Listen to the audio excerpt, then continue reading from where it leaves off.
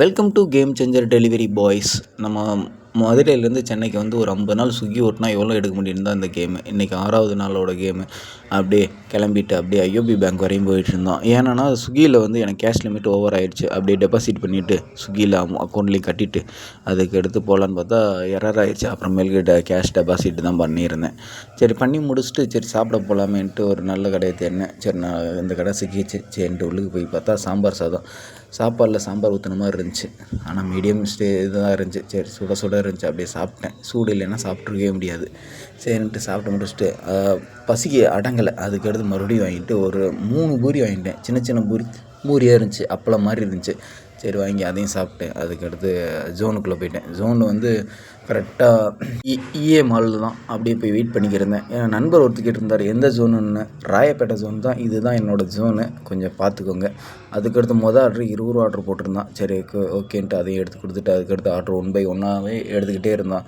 அதுக்கடுத்து ஜிஹெச்சில் ஒரு டெலிவரி அதையும் கொடுத்து முடிச்சுட்டு அப்புறமா ஒரு 4 மணிக்கு மேலே மறுபடியும் பசிக்க ஆரம்பிச்சிருச்சு. என்னடான்ட்டு அப்புறம் ஒரு தயிர் சாதத்தை அப்படியே வாங்கி கரெக்டாக எங்கன்னா ஸ்பென்சர் கிட்டத்தில் தான் எப்போயுமே சாப்பிட்ற இடத்துல தான். அதையும் வாங்கி சாப்பிட்டு அதுக்கடுத்து ஆர்டர் எடுக்க ஆரம்பித்தாச்சு. அதுக்கடுத்து 1 பை 1ஆகவும் ஆர்டர் எடுத்துக்கிட்டே இருந்தோம்.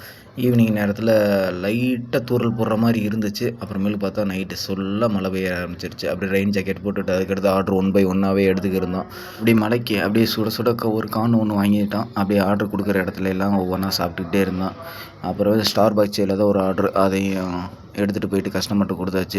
லாஸ்ட் ஆர்டர் வந்து எங்கே கொடுத்துருந்தாங்கன்னா சிட்டி சென்டரில் தான் கொடுத்துருந்தான். சரி அந்த ஆர்டர் போய் எடுத்து கொடுத்துட்டு போயிடலான்ட்டு போனால் ஃபுல் அண்ட் ஃபுல் எல்லா சைடும் லாக்கில் இருந்துச்சு. சரி அப்படியே ஒரு வழியாக மேலே போயிட்டு அப்படியே அந்த ஆர்டரையும் போய் எடுத்து கொடுத்தாச்சு. அப்படியே நைட்டு வந்து சாப்பிட்றதுக்கு வந்தாச்சு. இட்லி வந்து எப்படி சொல்கிறது மாவாக இருந்துச்சு. எப்போயுமே சாப்பிட்ற இடம் தான், அந்த ரெஸ்டாரண்ட் சொல்லலை. ஓகே அதுக்கு எடுத்து ஒரு தோசையை வாங்கிட்டு ஒரு ஆம்லேட் வாங்கியாச்சு. அதோட 60 ரூபா ஆச்சு அன்னையோடது. சரின்ட்டு ரூமுக்கு கிளம்பியாச்சு. அன்றைக்கோட ஏர்னிங்ஸ் 6வது நாளோடது எவ்வளோன்னு பார்த்தோம்னா 2479 ரூபா. வர வர ஏர்னிங்ஸ் ரொம்ப கம்மி பண்ணிக்கிட்டே இருக்கான். எப்போயுமே 3 ரூபா அடிப்போம். இப்போ 2400 கிட்டத்தட்ட 600 டிஃப்ரெண்ட் வருது. பார்க்கலாம். அப்படியே ஆஃப்லைன் டிப்ஸ்ன்னு பார்த்தோம்னா எதுவுமே இல்லை. அப்புறம் எக்ஸ்பென்ஸ்ன்னு பார்த்தோம்னா பெட்ரோலு ஃபுட்டும் 550 ரூபா ஆச்சு. சரி கழிச்சது போக நமக்கு கை கிடச்சது 1929 ரூபா. ஓகே பார்க்கலாம். டைம் ஈஸ்குவல் டயத்தை பயனுள்ளதாக யூஸ் பண்ணுவோம். இந்த முடிஞ்சால் இந்த வீடியோவை ஸ்விக்கி ஜொமேட்டோ ஓட்டுற நண்பருக்கு அனுப்பிச்சி விடுங்க. சென்னையில் இவ்வளோ தான் எடுக்க முடியும்னு அவங்களுக்கு கம்பேரிஷன் காட்டுங்க. Okay your risk your gift.